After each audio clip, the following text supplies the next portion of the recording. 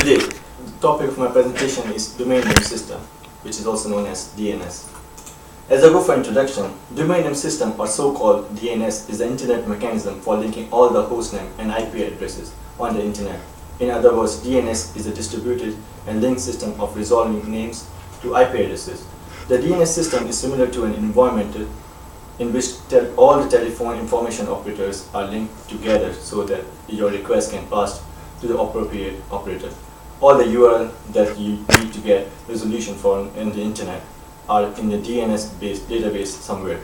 In the DNS database, administrator have entered the name and IP addresses into the database.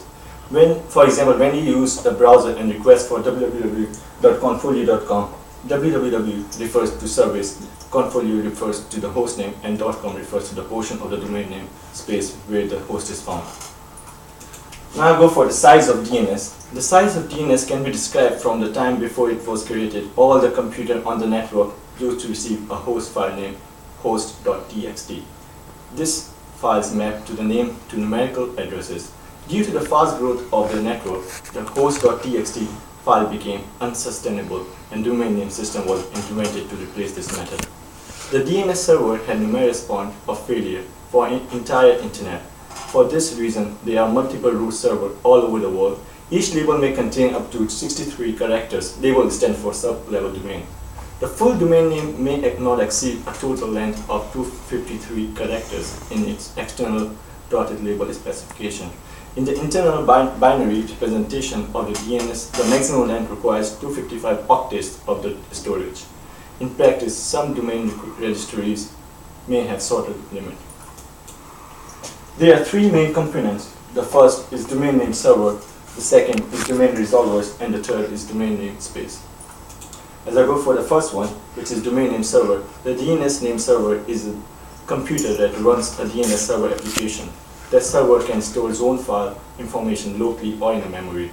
A DNS server responds to the client request for the name resolution by trying to find those names and associated IP addresses in the namespace. A name server also performs database management tasks on the zone file, such as resource record updates and zone transfers. Domain name resolvers. Rather than remembering an IP address, humans find it easier to remember names. Therefore, the name that we use must be resolved to an IP address before IP can do anything with them.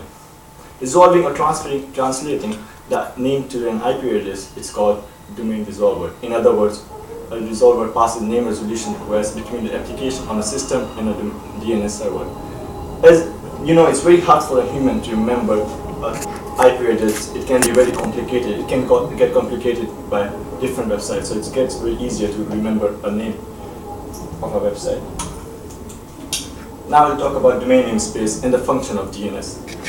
As you can see, the roots start from here, which goes for the top level domain. For example, which is .com or .edu.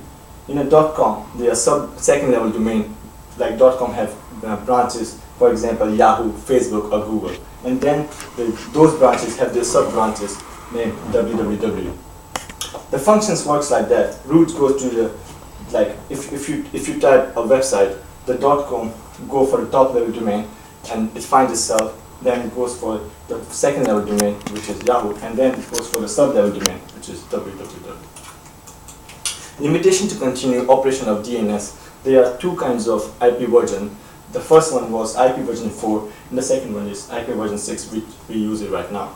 IP version 4 was an old version which uses 32 bits in every address, and IP version 4 was integrated that permits about 3 to 4 billion individual users.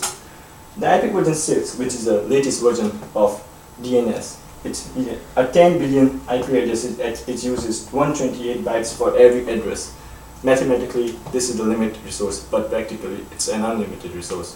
This should be system for allocation of IP address, because if anyone wants to start a business in the internet, or if someone wants to have their own private website, they need an IP address and a domain name. So far, IP address and domain name are crucial, and they are the core resources. Otherwise, there can't be any communication through internet. Legislation in the UK for domain name system, which is a very important part of the domain name system, In simple words, DNS is not affected by any legislation in the UK because it's an international consortium of companies that runs DNS, that decide DNS issues. As they can be influenced by British law, overall it plays a small role. As I go for conclusion, DNS servers are very important for every individual user because not every common human being can remember every unique IP address for each and every website. So invention of the DNS had made life easier. These are my references, Harvard APA references, which these 2 are from the books and 3 are from the website. Thank you very much for listening to my presentation.